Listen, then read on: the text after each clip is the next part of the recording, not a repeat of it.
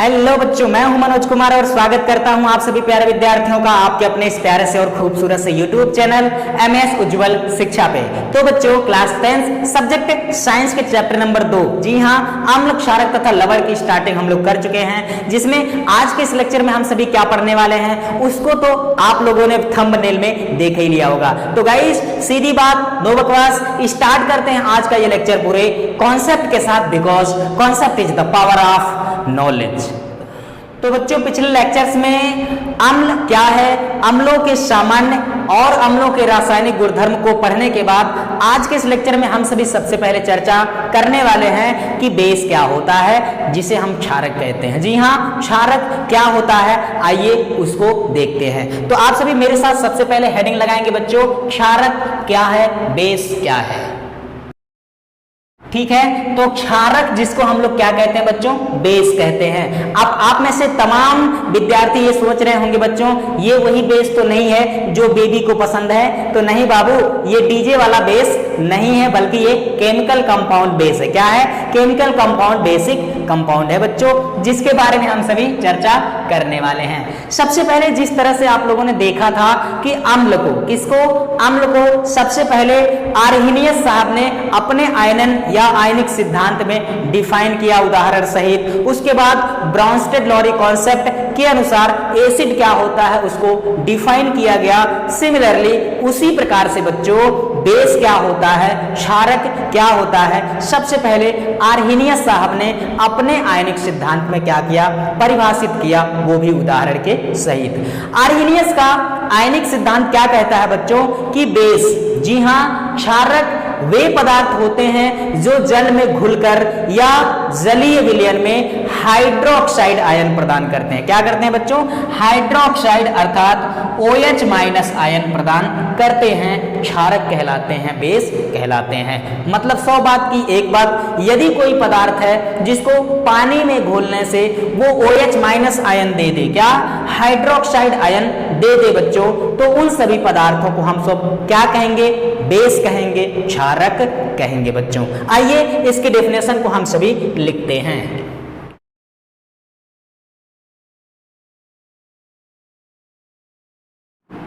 ठीक है, तो हमने क्या लिखा बच्चों, आर्हेनियस के आयनिक सिद्धांत के अनुसार क्षारक वे पदार्थ होते हैं। क्या?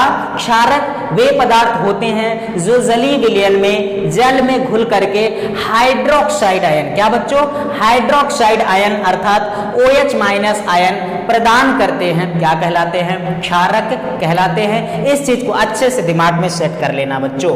अब इसके लिए उदाहरण देखते हैं बच्चों, लाजवाब उदाहरण, दमदार और धांसू उदाहरण आप सभी को जो बहुत अच्छे से ध्यान में रखना है। उसमें पहला एग्जाम्पल क्या लिख सकते हैं बच्चों? पहला एग्जाम्पल हम लोग लिख सकते हैं NaOH। जी हाँ, NaOH जिसको क्या कहते हैं बच्चों, सोडियम हाइड्रोक्साइड। क्या कहते हैं लल्ला?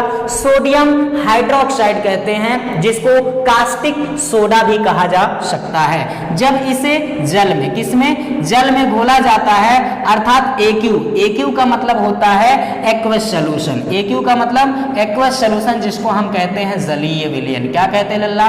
जलीय विलयन कहते हैं। इस चीज को ध्यान में रखना पड़ेगा। ठीक है, तो किसी भी पदार्थ के भौतिक अवस्था के लिए यदि AQ लिखा है तो उसका मतलब होता है एक्वस सॉल्यूशन अर्थात जलीय विलयन। ठीक है, बाकी तो आप जानते हैं, पिछले वाले चैप्टर में बहुत अच्छे तरीके से हम लोगों ने इसको सीखा है, समझा है। ठीक है, G लिखा है तो गैस होता है, S लिखा है सॉलिड होता है, और L लिखा है तो लिक्विड होता है, और यदि कहीं PPT लिखा है तो प्रेसिपिटेट होता है, अवक्षेप होता है। S लिखा है तो भी उसको अवक्षेप के अंतर्गत ही माना जा सकता है, यदि वह किसी अन्य पदार्थ के साथ घुलने के बाद प्राप्त हो रहा है तब। ठीक है, तो ये अपना जो महत्वपूर्ण टॉपिक है कि सोडियम हाइड्रोक्साइड जो कि एक क्षारक होता है बच्चों, इसको जल में घोलने पर क्या करते हैं, ये जल में घुलकर, अर्थात जल में घुल करके दो घटकों में या दो आयनों में आयनीकृत हो जाता है। पहला होता है Na+, क्या, पहला होता है Na+ और दूसरा होता है बच्चों OH-, क्या, Na+ का एक्वस सॉल्यूशन तथा OH- आयन का एक्वस सॉल्यूशन प्रदान करते हैं। इसका इसका मतलब यह है बच्चों कि सोडियम हाइड्रोक्साइड अर्थात कास्टिक सोडा को जल में घोलने पर यह जल के भीतर दो आयनों में अपघटित हो जाता है, टूट जाता है। एक होता है सोडियम धन आयन और एक होता है हाइड्रोक्साइड आयन। अब चूंकि यह पदार्थ हाइड्रोक्साइड आयन प्रदान करता है, देता है, इसलिए आर्हेनियस के आयनिक सिद्धांत के अनुसार ये क्या होगा बच्चों? तो इसका जवाब है बेस होगा सर, क्षारक होगा। अब क्या ये हार्ड हो सकता है? सो आंसर है बिल्कुल नहीं। दूसरा वाला विकल्प हम लोग क्या लिख सकते हैं बच्चों? दूसरा लिख सकते हैं KOH। क्या? KOH, जिसको हम कहते हैं पोटेशियम हाइड्रोक्साइड या कास्टिक पोटाश इसको कहते हैं बच्चों। यदि इसको हम जल में घोलते हैं तो पोटेशियम हाइड्रोक्साइड जल में घुल करके क्या प्रदान करता है? K+। क्या? K+ अर्थात पोटेशियम धनायन और यूनिक चीज OH-। क्या लल्ला? यूनिक चीज प्रदान करता है जिसको हम OH- अर्थात हाइड्रोक्साइड आयन कहते हैं बच्चों। अगला जो एग्जाम्पल हम लोग लिख सकते हैं वो मैग्नीशियम हाइड्रोक्साइड, जिसको मिल्क ऑफ मैग्नीशिया भी आप कहते हैं। यदि यह जल में घुलता है तो जल में घुलने के बाद यह दो आयनों में टूट जाता है, वियोजित हो जाता है। Mg2+ अर्थात जलीय विलयन में मैग्नीशियम द्विधनायन और 2OH- अर्थात हाइड्रोक्साइड आयन प्रदान करते हैं। अर्थात मैग्नीशियम हाइड्रोक्साइड भी क्या है बच्चों? एक बेस है, एक क्षारक है। अगला एग्जांपल जो हम सभी लिख सकते हैं कैल्शियम हाइड्रोक्साइड। जी हाँ, कैल्शियम हाइड्रोक्साइड, जिसको आप सभी क्या कहते हैं? बुझा हुआ चूना भी कहते हैं या चूने का पानी भी कहते हैं बच्चों। ये जो कैल्शियम हाइड्रोक्साइड है, जब यह जलीय विलयन में घोला जाता है तो ये प्रदान करता है बच्चों calcium 2+ ion, Ca2+ ion aqueous solution में, और साथ ही साथ प्राप्त करता है या प्रदान करता है क्या? 2OH- अर्थात हाइड्रोक्साइड आयन। अर्थात 100 बात की एक बात है बच्चों कि कैल्शियम हाइड्रोक्साइड CaOH का होल ट्वाइस भी क्या है? एक बेस है, एक क्षारक है। अर्थात कैल्शियम हाइड्रोक्साइड भी क्या है बच्चों? बेस है, क्षारक है आर्हेनियस के आयनिक सिद्धांत के अनुसार। अगला एग्जांपल जो हम सभी लिख सकते हैं, मान लिया जा बेरियम हाइड्रोक्साइड, BaOH का होल ट्वाइस अर्थात बेरियम हाइड्रोक्साइड को लिख सकते हैं, जो जलीय विलयन में घुल करके अर्थात एक्वस सॉल्यूशन में क्या प्रदान करता है बच्चों? Ba2+ द्विधनायन और प्रदान करता है क्या बच्चों? यूनिक चीज हाइड्रोक्साइड आयन। क्या लल्ला? हाइड्रोक्साइड आयन का एक्वस सॉल्यूशन या हाइड्रोक्साइड आयन प्रदान करता है बच्चों। इस चीज को ध्यान में रखेंगे। अर्थात आर्हेनियस के आयनिक सिद्धांत के अनुसार जो बेरियम हाइड्रोक्साइड है यह भी एक क्षारक है जो क्या प्रदान करता है? हाइड्रोक्साइड आयन अर्थात OH- आयन प्रदान करता है। तो इस तरह से बच्चों ये अपना पहला एग्जाम्पल, ये दूसरा एग्जाम्पल और ये हो गया आपका तीसरा एग्जाम्पल और ये चौथा एग्जाम्पल, ये पांचवा एग्जाम्पल याद रखेंगे। चलो एक आध एग्जाम्पल और लिख लेते हैं। छठवां एग्जाम्पल आप लिख सकते हैं NH4OH। क्या? NH4OH, जिसको अमोनियम हाइड्रोक्साइड कहते हैं लल्ला। क्या कहते हैं? Ammonium hydroxide. ये जो होता है यह जल में घुल करके या जलीय विलयन में क्या प्रदान करता है बच्चों? तो ये प्रदान करता है NH4+। जी हाँ, क्या? NH4+ अर्थात अमोनियम आयन प्रदान करता है बच्चों।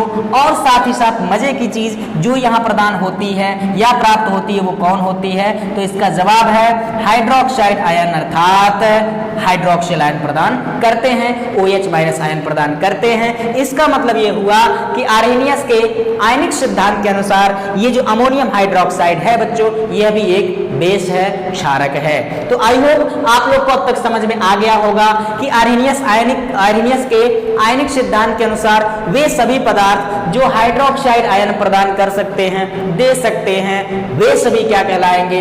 क्षारक कहलाएंगे, बेस कहलाएंगे। इस चीज को अच्छे से दिमाग में रखिएगा। अब एक चीज और बच्चों जो सामान्यतः आपसे पूछी जाती है वो ये पूछी जाती है कि क्षार और क्षारक में क्या अंतर है? क्या? क्षार और क्षारक में क्या अंतर है? तो क्षारक जिसको हम बेस कहते हैं तथा क्षार जिसको हम एल्कली कहते हैं वो क्या है? इस चीज को आप मेरे साथ हेडिंग लगाइए अब और लिखते हैं कि क्षार किसे कहते हैं? क्या बच्चों? क्षार क्या है? एल्कली क्या है? तो इस चीज को समझिए बच्चों, जो ये सभी क्षारक है ना, अधिकतर जो क्षारक होते हैं वो जल में क्या होते हैं, घुल जाते हैं। क्या, जो क्षारक होते हैं वो जल में घुलते हैं, किंतु सभी क्षारक जो होते हैं वह जल में नहीं घुलते। क्या, सभी क्षारक जो होते हैं बच्चों, वह सभी क्षारक जल में नहीं घुलते। जो क्षारक जल में घुल जाते हैं उन्हें क्षारक तो कहते ही हैं, साथ ही साथ उन क्षारकों को एक अलग नाम से जाना जाता है जिसको हम क्या कहते हैं, क्षार कहते हैं। यानी 100 बात की एक बात, वे क्षारक जो जल में घुलनशील होंगे, जल में विलय हो सकते हैं, उन सभी क्षारकों को क्षारक के साथ साथ एक अलग नाम और पहचान से जाना जाता है जिसे हम क्या कहते हैं बच्चों, क्षार कहते हैं। अंग्रेजी में इसको एल्कली कहते हैं, इसको आप ध्यान में रखेंगे। तो ये परिभाषा हम लोग लिखते हैं क्या, वे पदार्थ, क्या या लिख सकते हैं वे क्षारक, क्या वे क्षारक जो जल में, किसमें बच्चों, जो जल में, पानी में घुलनशील होते हैं। क्या लल्ला, घुलनशील, ठीक है, घुलनशील या लिख सकते हैं आप लोग विलेय होते हैं। घुलनशील या विलेय होते हैं क्या कहलाते हैं, तो इसका जवाब है क्षार कहलाते हैं, एल्कली कहलाते हैं बच्चों। इस चीज को ध्यान में रखेंगे।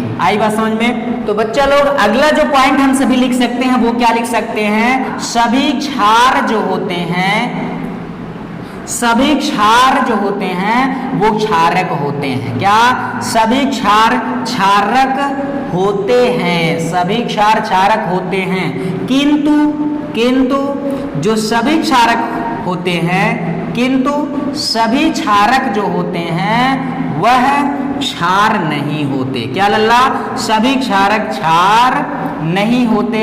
इस चीज को बहुत अच्छे से ध्यान में रखिएगा आप लोग, ताकि परीक्षा में सीधे इस प्रश्न की खोपड़ी में आप छेद कर पाओ कि क्षार और क्षारक में क्या अंतर है। तो मैंने क्या लिखा, क्षार क्या होते हैं, वे क्षारक, क्या वे सभी क्षारक जो जल में घुल जाएंगे, मिल जाएंगे, या कह सकते हैं विलेय हो जाएंगे, क्षार कहलाएंगे। इसको ध्यान में रखेंगे। ये बिल्कुल उसी तरह है कि हर एक स्टूडेंट, क्या बच्चों, हर एक स्टूडेंट जो होता है वो सरकारी ऑफिसर नहीं बनता। क्या, हर एक स्टूडेंट जो है सरकारी ऑफिसर नहीं बनता, किंतु ऐसा है कि हर एक सरकारी ऑफिसर जो है कभी ना कभी स्टूडेंट तो रहता ही है। तो अगर हम सरकारी ऑफिसर को क्षार कहें और स्टूडेंट को क्षारक कहें तो हम बिल्कुल रिलेट कर पाएंगे इस चीज को कि जो सभी क्षारक हैं वह क्षार नहीं होते, सिर्फ वही क्षारक क्षार हो सकते हैं जो जल में घुलनशील है, जो जल में विलेय है। बच्चों मान लिया जाए 10 क्षारक को आपने लिया, कितना, 10 क्षारक आप लिए और जल में घुलना स्टार्ट किए, तो जो क्षारक जल में घुल जाएंगे हम उन्हें क्षार भी कहेंगे, और जो नहीं घुलेंगे उन्हें हम क्षार नहीं कह सकते, उन्हें सिर्फ क्या कहेंगे, क्षारक कहेंगे।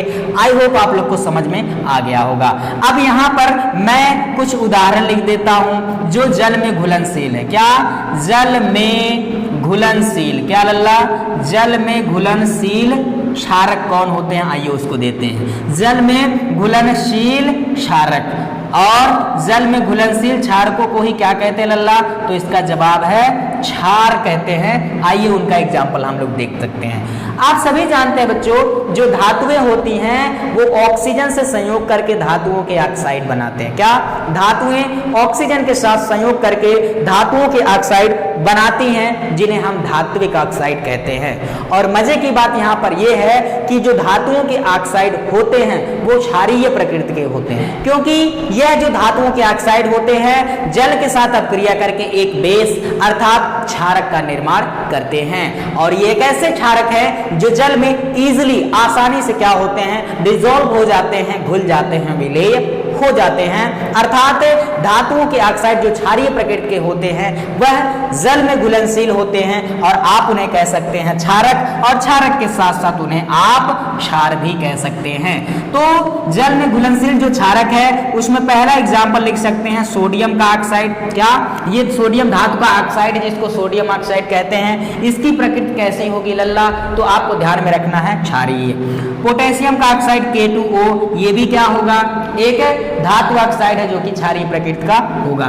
इसके अलावा यहाँ पर जो मैंने लिखा है सोडियम का हाइड्रोक्साइड, ठीक है, पोटेशियम हाइड्रोक्साइड, कैल्शियम का हाइड्रोक्साइड, ठीक है, कैल्शियम हाइड्रोक्साइड, मैग्नीशियम हाइड्रोक्साइड जिसको मिल्क ऑफ मैग्नीशिया कहते हैं, पेट की एसिडिटी को जड़ से कहता है क्या, समाप्त करता है बच्चों। तो ये सभी क्या है, ये जल में घुलनशील क्षारक है, अर्थात इन्हें हम क्षारक के साथ साथ क्षार भी कह सकते हैं।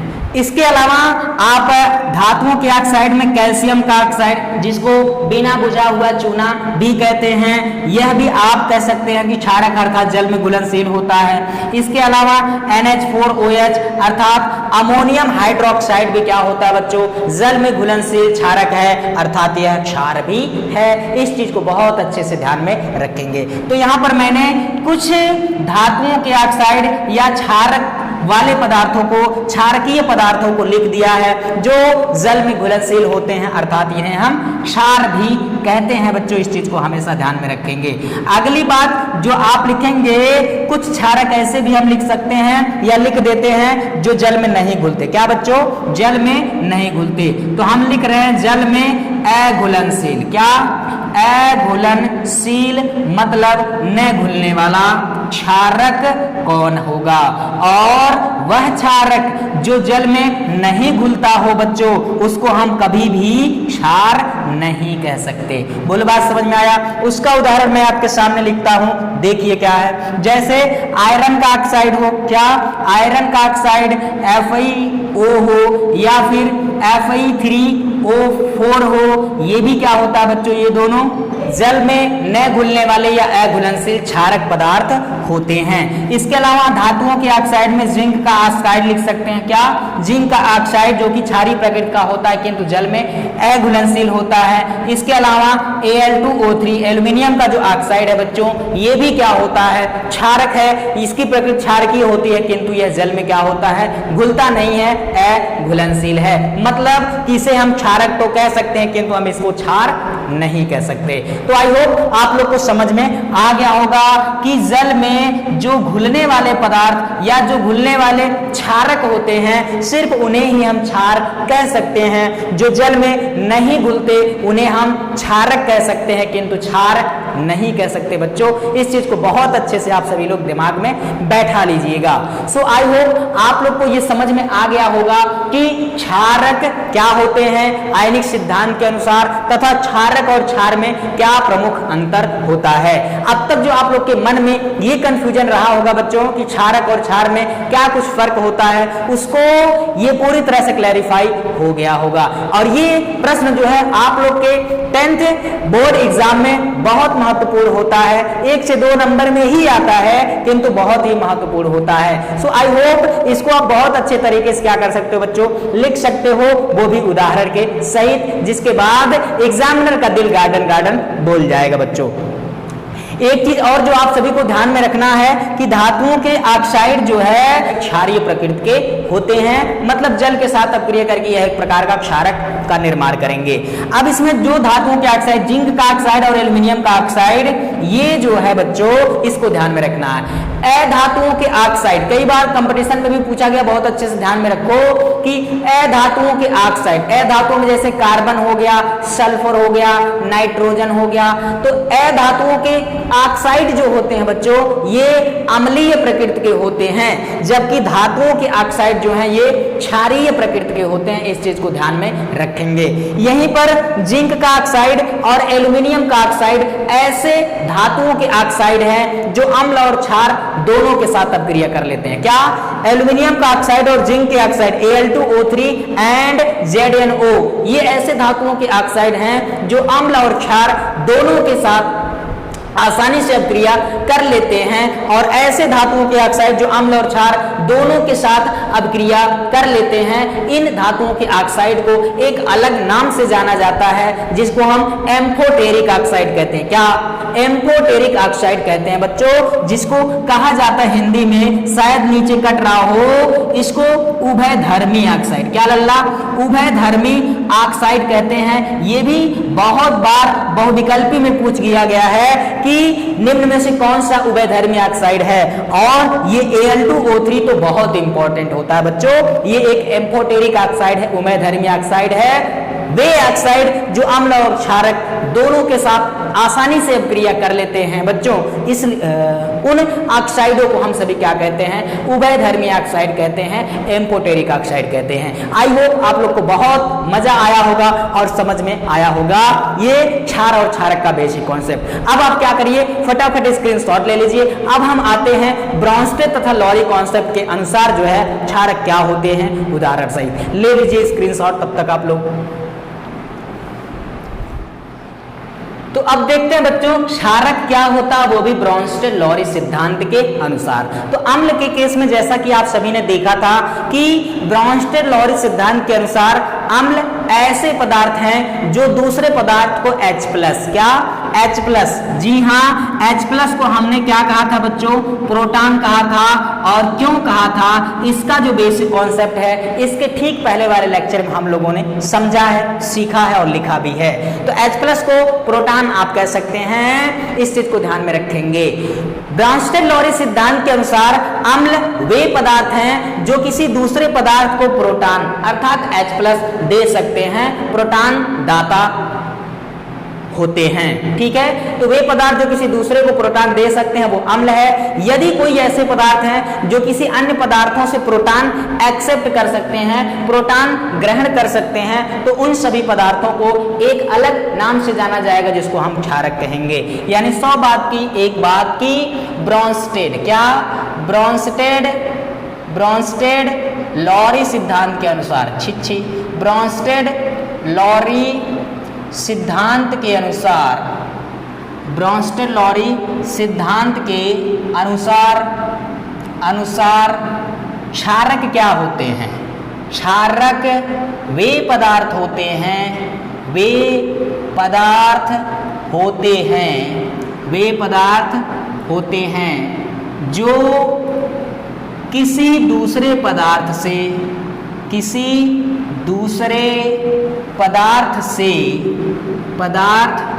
क्या ले सकते हैं बच्चों, प्रोटॉन ले सकते हैं, क्या प्रोटॉन अर्थात H+ ले सकते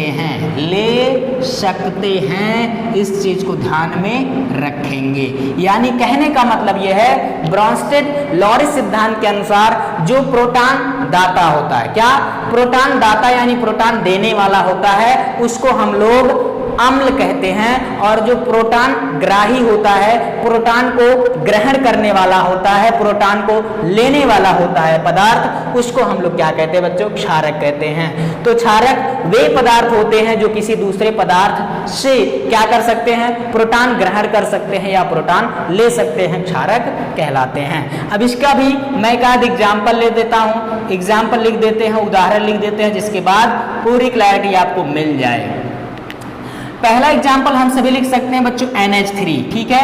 NH3 को क्या कहते हैं बच्चों, अमोनिया कहते हैं, क्या अमोनिया कहते हैं। यह एक बेसिक कंपाउंड है जो कि जल के अणु क्या H2O के साथ यदि इसको अपमिश्रित किया जाए, अमोनिया अत्यंत घुलनशील गैस है या जल में घुलनशील होता है, जब यह जल के साथ क्रिया करता है तो उससे प्रोटॉन ग्रहण कर लेता है, क्या H+ उसका लेता है, जिसके बाद क्या NH4+ अर्थात अमोनियम आयन बनता है, एंड प्लस OH- अर्थात हाइड्रोक्साइड आयन प्रदान करता है। अर्थात अमोनिया एक ऐसा पदार्थ है जो दूसरे पदार्थ जैसे जल से क्रिया करके उसका प्रोटॉन लेता है। चूंकि अमोनिया ने प्रोटॉन ग्रहण किया है इसलिए ये प्रोटॉन ग्राही है, और प्रोटॉन ग्राही को हम लोग क्या कहेंगे बच्चों, ये प्रोटॉन ग्राही कहलाएगा, क्या क्षारक कहलाएगा। इस चीज को ध्यान में रखेंगे, वो भी किसके सिद्धांत से, ब्रॉन्स्टेड लॉरी सिद्धांत के अनुसार, ठीक है।